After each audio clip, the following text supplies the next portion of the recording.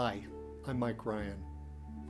We've had some requests on our blog for some videos about some of the famous turquoise mines and to show some of the turquoise from those mines. The first one we're going to do in this series is Kingman. Now, Kingman Turquoise may have produced more turquoise for commercial jewelry than any other turquoise mine. And that's really because of the volume of turquoise that has come out of those claims, primarily in the form of lower grade chalk, which required stabilization, but was really perfect for large-scale commercial jewelry operations. When we talk of Kingman Turquoise, it's really more of a marketing name for the overall turquoise that comes from that area. Turquoise has been mined in the Sterrett mountains for 1,000 years. And we know this because there were remnants of the earlier miners in the form of stone hammers and other tools that they used to mine the turquoise. And we tell that story of the early mining period in this area in Turquoise in America Part 1, The Great American Turquoise Rush, 1890 to 1910. Just to recap a little bit on that early history, gold was discovered in that area in 1863. And by 1871, the town of Mineral Park had been started as a mining town. And by 1877, it had become the county seat, taking over for the earlier town of Chloride, which is about 4 miles north of Mineral Park. Overlooking Mineral Park, you have two mountains. Now, these aren't giant big mountains. They're running somewhere around between 4,000 and 5,000 feet. And that would be Ithaca Peak and Turquoise Mountain, which was formerly known as Aztec Mountain. Now, most of the early claims were on Ithaca Peak. Ithaca Peak has a higher mineralization, which we would see later because that would be the first one that would be mined for copper in the later period. By 1882, Lewis Kingman was surveying for the railroad. And one of the stops they were going to have for rewatering and stopping to take care of the other stops that they needed to have along the way, he named that little stop Kingman after himself. And very quickly with the railroad, that became the center of operations for the mining industry and became the county seat of Mojave County. So Ithaca Peak and Turquoise Mountain are really less than a half mile apart, very close. So all the turquoise formed within this area is really all the same. It just depends on the height and the depth in terms of how the different turquoise is formed. That area of Ithaca Peak and Turquoise Mountain is about 15 miles north of Kingman. So the early mining was over by about 1910, and there was really no more turquoise mining done for many years until after World War II, when changes in metallurgy had provided the means for removing a lot more overburden because you had these massive trucks that could carry lots of overburden, and open pit mining became viable. So different areas in Arizona began open pit mining at various times from the 50s on. Duval Corporation started on Ithaca Peak in 1964.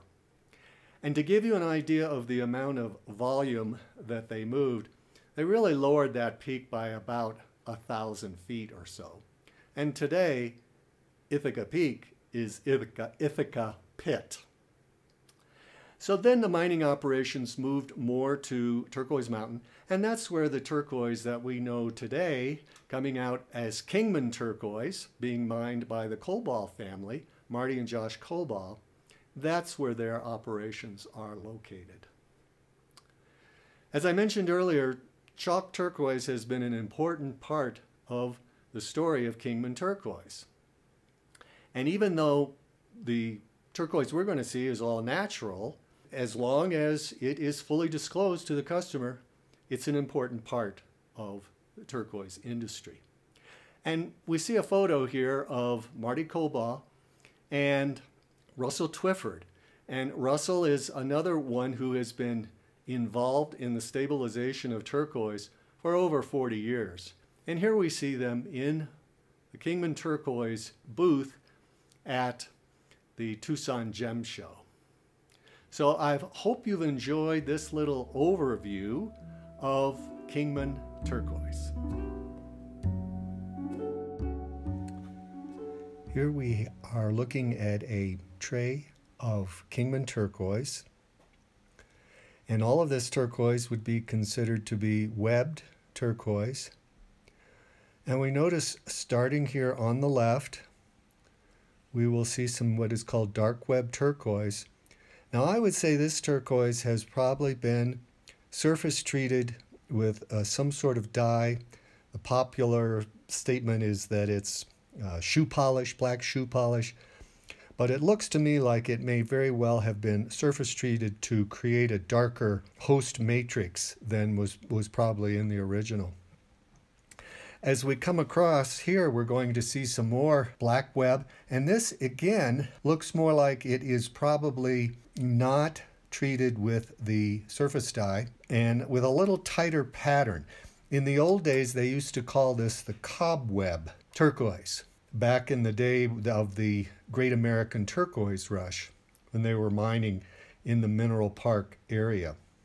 Finally, when we come over here, we're getting into the higher grades of Kingman Turquoise. We see a variety of looks here.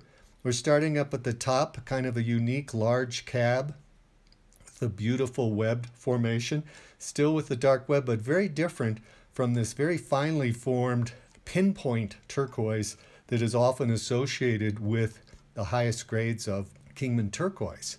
And then as we're coming down the screen here, we get into an area where we see what is called a water web Kingman Turquoise. So as you can see here, there is a wide variety of looks from Kingman, and all of it with a webbed formation. As was mentioned earlier in the video, Kingman is a generic term for the turquoise that has come from the areas in the Mineral Park Mining District on the old claims from Ithaca Peak and Turquoise Mountain. And at various times, the turquoise is marketed either as Ithaca Peak, Turquoise Mountain, or as Kingman. And here we see what is generally would be referred to as Ithaca Peak. And I think oftentimes that's because that's where we see the very distinctive pyrite formations that can be a very distinctive feature of not only Kingman turquoise, but also Morenci as well. Here we see the pyrite formations in there with some very beautiful deep blues. And over here we're seeing more pyrite in this formation. And then what's really interesting here, down in the corner, we see turquoise that would have been considered the only desirable turquoise during the period of the Great American Turquoise Rush, when these cabs were being sent to the East Coast jewelers to be set in Victorian-style jewelry. So again, as we've seen here, lots of different looks coming from Kingman.